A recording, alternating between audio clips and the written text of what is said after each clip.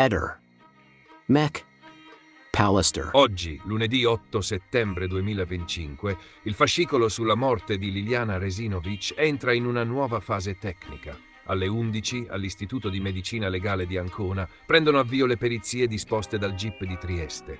Si tratta di accertamenti a tutto tondo sui reperti già acquisiti negli anni scorsi, con l'obiettivo di verificarne in modo comparativo tracce, microtracce e compatibilità materiali, così da consolidare o smentire le ipotesi fin qui discusse. Nel quadro di queste attività, Sebastiano Visintin, marito di Liliana e unico indagato, è stato fotosegnalato in questura dopo la perquisizione. Un atto tecnico che comprende anche il rilievo delle impronte digitali. Non è una misura cautelare, né implica un giudizio di colpevolezza.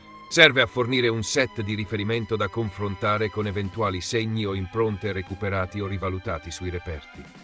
In pratica, gli inquirenti si mettono nelle condizioni di dire, con maggiore solidità, questa traccia è compatibile, non lo è, oppure non determinabile. Il perimetro delle verifiche annunciate è ampio. Sacchi e materiali di legatura collegati al rinvenimento del corpo, indumenti, superfici e oggetti già sequestrati in passato, ogni manufatto su cui possano essersi impressi segni, fibre, impronte latenti o trasferimenti di materiale. La parola chiave è ricontestualizzazione. Non si cercano solo nuove tracce, ma si rimette in discussione in modo controllato ciò che si era già visto, alla luce di metodologie più aggiornate o di letture alternative emerse nel dibattito tecnico. Uno dei punti di frizione, infatti, riguarda la famosa traccia inizialmente descritta come possibile impronta guantata su uno dei sacchi. Negli ultimi mesi alcune valutazioni tecniche l'hanno riletta come compatibile con la trama di un tessuto, ad esempio il denim, quindi non necessariamente indice di un guanto. Questa rilettura non chiude la questione, ma sposta il baricentro dell'analisi. Se la traccia non è di un guanto, quali interazioni materiale su materiale l'hanno generata? Confrontare in laboratorio i tessuti e i materiali effettivamente in gioco diventa decisivo.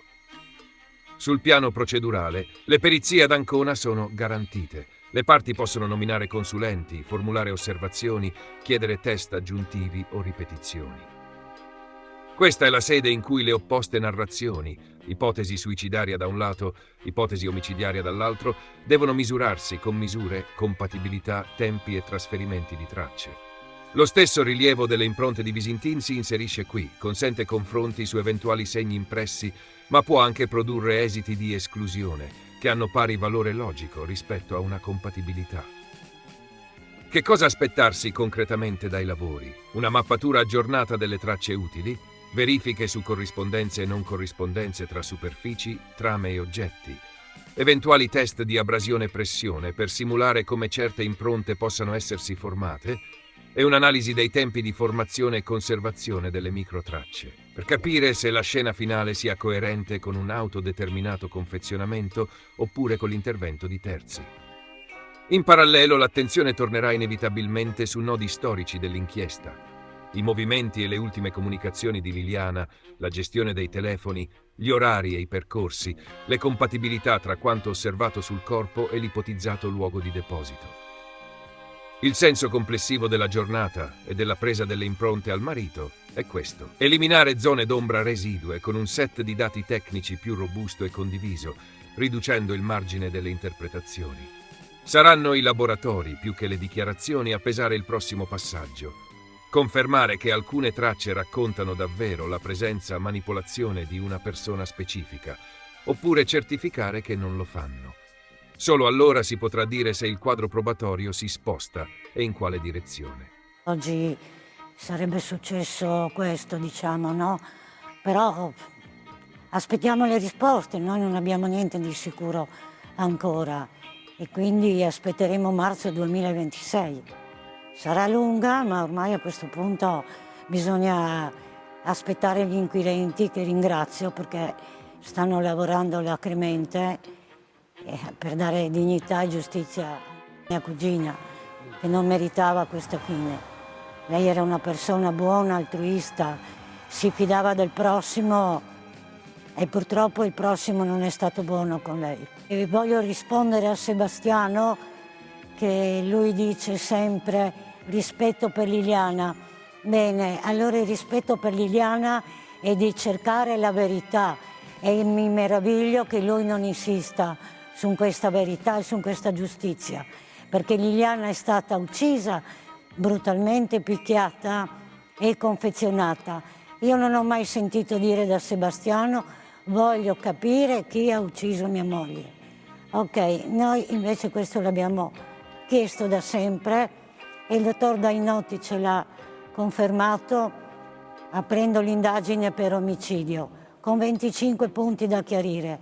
Non sono ancora stati, cioè non siamo ancora a conoscenza dei risultati, perché ovviamente è tutto segretato, ma abbiamo fiducia in questi nuovi inquirenti e nei nostri, ovviamente in Penelope, i nostri avvocati che stanno lavorando. Noi vogliamo soltanto la verità, non vogliamo accusare nessuno, questo sarà chi di dovere, se ci sarà. Sappiamo che l'unico indagato è Sebastiano, quindi aspettiamo le risposte, come tutta Italia, credo. Ormai i resti di Liliana non sono altro che ossa che la dottoressa Cattaneo ha già esaminato. Che cosa si vuole fare ancora? Noi la vogliamo a casa, Liliana. Noi vogliamo darle degna sepoltura, oltre alla giustizia. Che cosa sta a fare ancora in quel frigorifero a Milano?